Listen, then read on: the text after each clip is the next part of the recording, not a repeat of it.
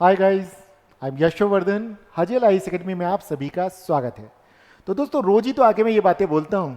आदत डाल दीजिए, लेकिन बताना जरूरी, जो मुझे पहली बार देख रहे हैं कि मैं कौन हूँ, कहाँ से बोल रहा हूँ, ये बताना भी जरूरी होता है। हम यूपीएससी 2025 के प्रीलिम्स के लिए आपका जो रैपिड रिवीजन कोर्स है, मैं उससे संबंधित क्लासेस ले रहा हूँ।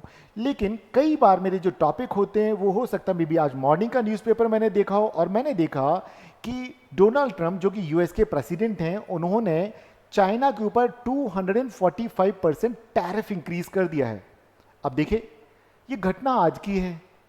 फिर मैं आपको पढ़ा क्यों रहा हूं कि प्रीलिम्स में किस तरह के क्वेश्चन आएंगे। देखिए जनाब, मेरा काम यही है, मैं आपको ये बताता हूं कि आखिर क्वेश्चन बनते कैसे हैं, कहां से बनते हैं, कैसे पढ़ना है। भले वो आज की खबर है, लेकिन WTO हुआ या टैरिफ वॉर हुआ या ट्रेड डिस्प्यूट सेटलमेंट के लिए जो बॉडीज बनाई गई हैं, गैट क्या है, उरुग्वे राउंड क्या है, इन सारे प्रश्नों के उत्तर मैं आज आपको यहाँ देने वाला हूं, जो कि आपके ना केवल प्रीलिम्स के एग्जाम में इस बार काम आएगा, बल्कि अगर आप मेरे इस वीडियो को आप संभाल के रखते हैं, बार बार देखते हैं, तो मेंस हो, इंटरव्यू हो या हो कोई ऐसे, आपको हर जगह ये वीडियो काम आने वाला है। तो अब आप अपनी कुर्सी की पेटी बांध लीजिए और चिपक के बैठ जाइए मेरे साथ इस वीडियो के अंत होने तक। तो शुरू करते हैं हम। आज का टॉपिक है WTO, वर्ल्ड ट्रेड ऑर्गेनाइजेशन। जनाब, ये है क्या चीज? बहुत सीधी सी बात हम समझते हैं कि क्या है। तो वर्ल्ड ट्रेड ऑर्गेनाइजेशन एक इंटरनेशनल ऑर्गेनाइजेशन है जो कि पूरी दुनिया के लगभग, आज की डेट में अगर हम देखें 2025 में, तो आज 164 कंट्रीज इसके मेंबर हैं और पूरी दुनिया का 98% ट्रेड इन देशों के बीच में होता है। इट मींस ये बड़े पैमाने पर अंतर्राष्ट्रीय स्तर पर जो व्यापार होता है उसको नियंत्रित करने का काम करता है। जी जनाब, चलिए हम देखते हैं क्या क्या करता है। अंतर्राष्ट्रीय, जो कि एक वैश्विक व्यापार को लिबरलाइजेशन, उदारीकरण, नियमबद्धता की भाई रेगुलेशन के साथ चीजें चलें, और ये जो प्रणाली है पूरी की पूरी जस्टिसेबल होनी चाहिए, लगना चाहिए कि न्यायपूर्ण है, क्योंकि कई सारे 164 जो देश हैं, इनमें से कुछ डेवलप कंट्रीज हैं, कुछ डेवलपिंग कंट्रीज हैं और कुछ लीज डेवलप कंट्रीज हैं। जनाब, ऐसा पॉसिबल है कि एक बहुत ताकतवर और एक कमजोर हो, दोनों के बीच में कैसे बनेगी बात? एक रेस नहीं हो पाएगी ना। तो क्या करना पड़ेगा, सिस्टम को हमें न्यायपूर्ण बनाना पड़ेगा। तो ये जो WTO है वो यही काम कर रहा है, राइट। चलिए, आगे क्या है, एक एक करके हम देखते हैं, आपको बताते हैं। तो WTO का अगर हम इतिहास देखें कि कब बना, तो चलिए, general general agreement on tariff and trade, ये बनता है, ये एक एग्रीमेंट होता है 1947 में, आफ्टर सेकेंड वर्ल्ड वॉर। 1945 में द्वितीय विश्व युद्ध समाप्त हो जाता है और दुनिया सोचती कि भाई चलो युद्ध तो समाप्त हुआ, तो दोबारा से पुराने ढर्रे पे हम कैसे आए, दोबारा से वही ट्रेड वगैरह में हम कैसे फ्लोरिश करें। तो उसके लिए कहते हैं भाई देखो, टेबल टॉक किया जाए, बैठते हैं, आपस में बातचीत करते हैं और एक बढ़िया सा क्लब या एक ग्रुप बनाते हैं जहां पर बैठ करके हम टैरिफ्स पर रिलेटेड जो भी टैरिफ या नॉन टैरिफ जो बैरियर्स होते हैं उनको हटाने की बात करें और कैसे ट्रेड को और बेहतर तरीके से किया जा सकता है बिना रुकावटों का, वो तरीका अपनाया जाए। तो भाई इन्होंने बना लिया फिर एक, और ये जो बनाया गया तो 48 से ये लागू हो जाता है। क्या है? General agreement on tariff and trade. इसमें स्टार्टिंग में सिर्फ और सिर्फ 23 कंट्रीज थे और वर्तमान में कितने हो गए? 164। ये देखिए, आएंगे वहां पर। फिर आगे अब इसको कैसे लागू करना है, क्या करना है, इस पर लगातार बातचीत होती रही। तो 1986 से लेकर 1994 तक अलग अलग समय पर बातें चली। तो उरुग्वे राउंड की जो वार्ता थी, वहां पर जो सबसे लंबी वार्ता, विस्तृत वार्ता हुई, जिसमें सारे विकसित, विकासशील और अंडर जो बोलेंगे कि अल्प विकसित देशों के साथ किस तरह से ट्रेड किया जाए, किस तरह की सुविधाएं उन्हें दी जाए, इन सब मुद्दों पे बातचीत हुई। और बातचीत होने के बाद निचोड़ के रूप में निकल के आता है 1 जनवरी 1995 को WTO, वर्ल्ड ट्रेड ऑर्गेनाइजेशन नाम की एक संस्था, जो कि उरुग्वे राउंड के फलस्वरूप आई। तो अब आपको सबसे पहला सवाल अगर फिल्म्स में बनेगा तो क्या बनेगा कि WTO कब बना? ओके, राइट, ठीक है। WTO का पूर्ववर्ती संगठन कौन सा था? तो ये बन गया। फिर आता है भाई ये WTO किस मीटिंग के बाद बना, कौन से राउंड? तो उरुग्वे राउंड से बना। कब बना? तो 1 जनवरी 1995 को बन गया। देन फिर आता है कि अब इसमें कितने मेंबर हैं। अगर इस तरह का कोई सवाल आता है तो आप बता सकते हैं कि दुनिया भर के 164 कंट्रीज है जो कि पूरी दुनिया का 98% के जो ट्रेड है उसको कंट्रोल करते हैं। क्लियर है? यहां तक कोई समस्या नहीं? चलिए अब आगे देखते हैं। अब अगला सवाल आता है जो कि बहुत ही बड़ा सवाल है, जिसका जवाब भी बड़ा है लेकिन बहुत सरल है। वो कैसे है कि आखिर ये जो WTO है तो ये बनाया क्यों गया? ठीक है, वाई वॉज WTO फॉर्म, क्यों बनाया गया? तो देखिए कितनी कमाल की बातें हैं, इन्हें ध्यान रखिएगा, ये भी आता हो। देखिए इस तरह के सवाल पूछे जाते हैं यूपीएससी में, प्रिलिम्स में, और मेंस में तो जनाब पूरे के पूरे सवाल आएंगे इसी तरह के आएंगे, तो आपको वहां लिखना रहेगा। तो वो सारी बातें आप मेरी जो मैं बता रहा हूं उसी तरीके से लिख दीजिएगा। अब देखिए, वैश्विक व्यापार को आसान बनाने के लिए और इसे पारदर्शी बनाने के लिए, अच्छा एक बात मैं बोलना चाहूँगा कि जो भी अभी इस वक्त हमें देख रहे हैं या बाद में हमारा ये वीडियो देखते हैं, उन सबको अगर उनका मीडियम हिंदी है तो घबराने की जरूरत नहीं है। आपको करना सिर्फ इतना है, हजेला IAS एकेडमी की वेबसाइट पर जाना है। ये हिंदी वाला इंग्लिश वाला दोनों मटेरियल वहाँ पर आपको PDF फॉर्म में मिलेगा, आपको डाउनलोड कर लेना है। और इसमें मैंने मॉडल आंसर्स भी दिए हैं और MCQs भी दिए हैं, आपको वो भी मिल जाएंगे। तो हिंदी और इंग्लिश दोनों मीडियम में मिलेगा, राइट। चलिए आगे बढ़े। तो देख लीजिए ये समस्या नहीं है, और जब मैं क्लास लेता हूँ तो पैरेलली हिंदी इंग्लिश दोनों चलता है। इस वक्त लगा कि चलिए आपसे बात कर लेते हैं, ज़्यादातर लोग हिंदी में बात करना चाहते हैं और हिंदी में मुझसे डिमांड भी करते हैं कि सर बाइलिंगुअल बताइएगा। सो इसलिए अब अगर हम यहाँ बात करें तो दूसरी बात, पहली बात हमने देखी वैश्विक व्यापार को आसान और पारदर्शी बनाना। दूसरी बात है टैरिफ और नॉन टैरिफ जो बैरियर्स हैं, किसी भी तरह की बाधाएं, उनको हटाना। फिर आता है कि जो सदस्य देश हैं उनके बीच में अगर किसी भी तरह का ट्रेड रिलेटेड डिस्प्यूट होता है तो उसके लिए एक मैकेनिज्म को डेवलप करना। फिर आता है कि ट्रेड के द्वारा, ठीक है, तो किस तरह से जो ट्रेड के द्वारा असिस्टेंस किसको, लीज डेवलप कंट्री या डेवलपिंग कंट्रीज, किस तरह से उनकी अर्थव्यवस्था को विकसित बनाने के लिए, उनको मदद करने के लिए, तो बहुत अच्छी बात है। देन इसके बाद आता है कि समान और न्याय संगत प्रतिस्पर्धा को बढ़ावा देने के लिए। तो देखिए इसके जो भी लक्ष्य हैं बहुत अच्छे, और यहाँ से प्रश्न लगातार बनते हैं, तो इनमें से आपको चूज करना होगा कि कौन सा है। तो वहाँ पे ऑल ऑफ द अबव, तो ऑल ऑफ द अबव हो जाएगा। अब अगली बात, भारत WTO का मेंबर कब से? तो हम बोलेंगे जब ये गैट में था 48 से, तो WTO का भी फाउंडर मेंबर ये 95 से लगातार बना हुआ है। तो ध्यान रखें, यहां से प्रश्न बनेगा तो आपको क्या करना है। फिर आता है कि भारत को इससे क्या फायदे हैं। तो अगर देखा जाए कि भारत का निर्यात बढ़ा कि नहीं बढ़ा, तो बिल्कुल बढ़ा। WTO के नियमों का अगर हम पालन करते हैं तो उसका फायदा भारत को भी मिल रहा है, और वैश्विक बाजार भारत के लिए खुल गया है।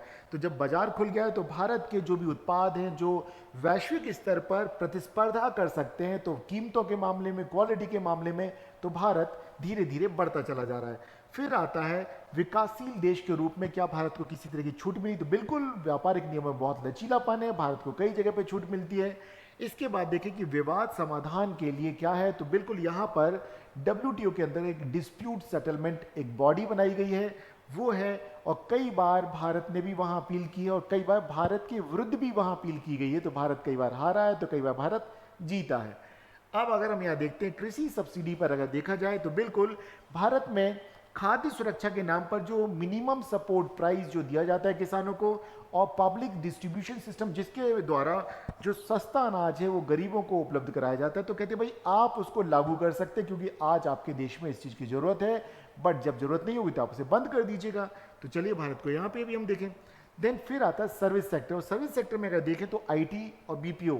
तो देखिए भारत में IT सेक्टर में काम करने वाले, देखिए भारत में एक चलन सा बन गया था और अभी भी खत्म नहीं हुआ। वो टेक्नोलॉजी जैसे जैसे बढ़ रही तो लोग नई नई चीज़ें सीखते चले आ रहे हैं। भाई कंप्यूटर इंजीनियर बनना है और IT सेक्टर में जॉब करना है, और ज़्यादातर लोग विदेश जाना है। अब विदेश जाना है तो राइट, अब विदेश के उद्योग भी यहाँ अपना कॉल सेंटर जैसे खोले थे, BPO इंडस्ट्री के कॉल सेंटर है। ऐसे में वो पता चला अमेरिका की कंपनी लेकिन अपना कॉल सेंटर कहाँ बना देती है, भारत के किसी बड़े शहर में बना देती है। तो वहाँ पर इस तरह के लोगों को जो अच्छे इंग्लिश पढ़े लिखे लोग हैं, स्किल्ड लोग हैं, और उनको इंफॉर्मेशन टेक्नोलॉजी कंप्यूटर साइंस का अच्छा नॉलेज है, तो उनके लिए दुनिया के दरवाजे खुल गए, और दुनिया की कंपनियां जब भारत में आई तो इस तरह से वो दुनिया के संपर्क में भी आ गए।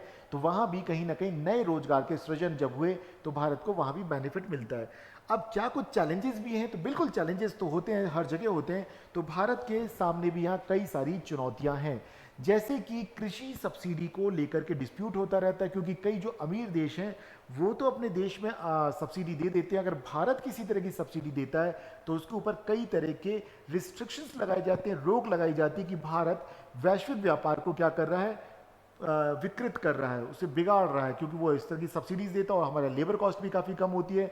तो वे कहते हैं कि आप ऐसा ना करें। तो भारत के ऊपर तो सीमाएं लगाएंगे, लिमिट्स बनाएंगे, बट कई जो डेवलप्ड कंट्रीज है वे कहते हैं कि वे नहीं लगाएंगे, क्योंकि आमदनी का अंतर है। यहाँ के लोगों की जो पर कैपिटा इनकम है कम है और विकसित देशों की ज़्यादा है, तो वहाँ का जो सबसे गरीब है वो यहाँ का सबसे अमीर आदमियों में होगा, राइट। इसलिए दिक्कत आती है। फिर आता है ट्रेड रिलेटेड इंटेलेक्चुअल प्रॉपर्टी के जो राइट्स होते हैं उससे संबंधित आता है। अब ऐसे में क्या होता है, जैसे कई बार हम देखते हैं औषधियों के मामले में, दवाइयों के मामले में देखें कि पेटेंट मिलता है 20 साल के लिए मिलेगा, राइट। अब उसमें अगर हम देखेंगे तो वो कोई बड़ी कंपनी तभी अपने पेटेंट को खुला करेगी, ओपन करेगी, या तो सरकार कहे, या कोई महामारी फैल गई तो बहुत ज़रूरी होगा कि तो सरकार कहे भाई हमें इसका फार्मूला दीजिए दवाई बनाने का।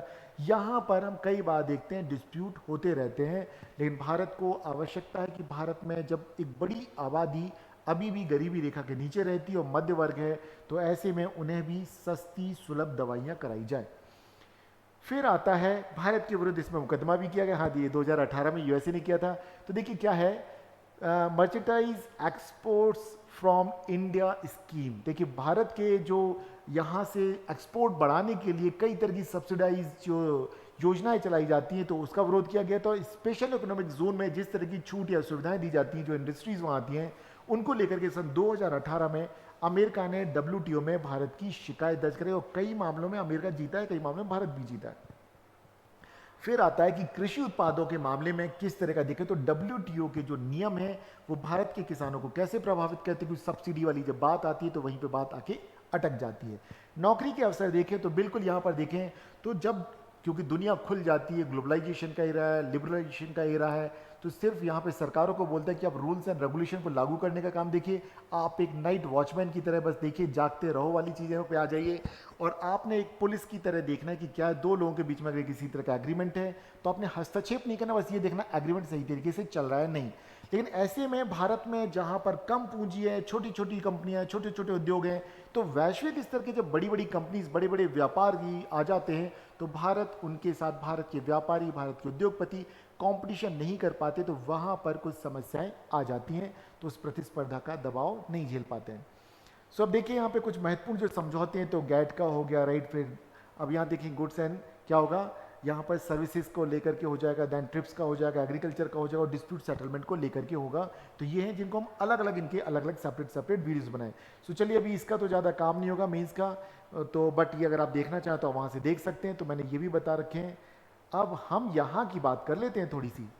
तो चलिए यहाँ पे देखते हैं, मैच करना है इन दोनों को।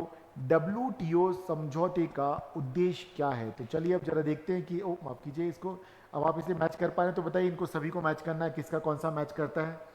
सो आंसर इसी में दिया हुआ है, तो आपने बस देखना है, दैन फिर इसका आंसर ये आ जाएगा।